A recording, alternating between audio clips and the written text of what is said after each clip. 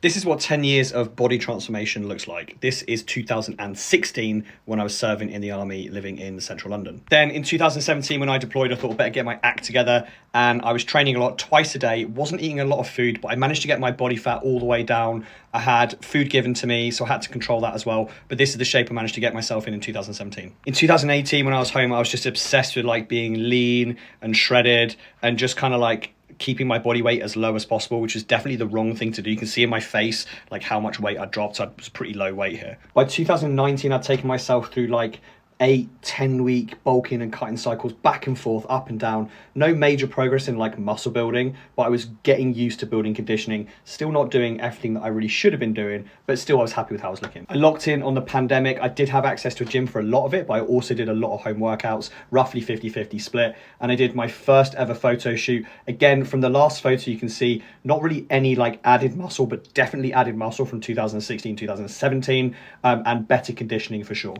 Last photo shoot, I then went on like a really long like bulk cycle, trying to like just push it in the gym as hard as possible. I got my first coach, and then I cut down, ready for a show to see what I could do. But as you can see here, conditioning is getting better. I am building muscle, but it's still a slow process. Now, come 2022, you could start to see the kind of like foundation of the physique that I have now.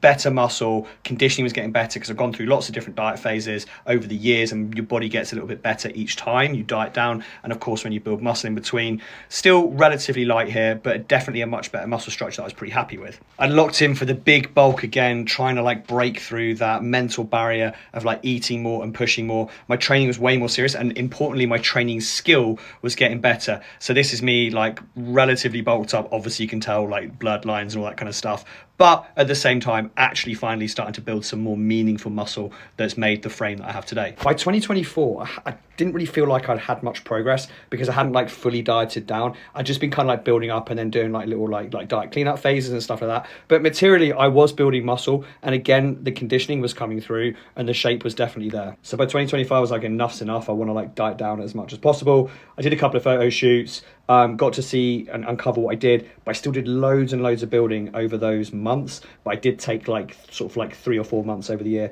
where I got myself in this shape. Again, increased vascularity, better delts, chest still needing to come up, but building the physique that I have today, getting better each year I get older. And that leads me on to where I am today. This is how I look now. Again, this is me like just actually coming out of a diet phase with a little bit of a refeed in me, better shape, better conditioning, loads of work to still do. 36 years old. The first photo was taken when I was 26, and this is all about getting better. That is a decade of work, and I hope to continue to do it as the years to go on.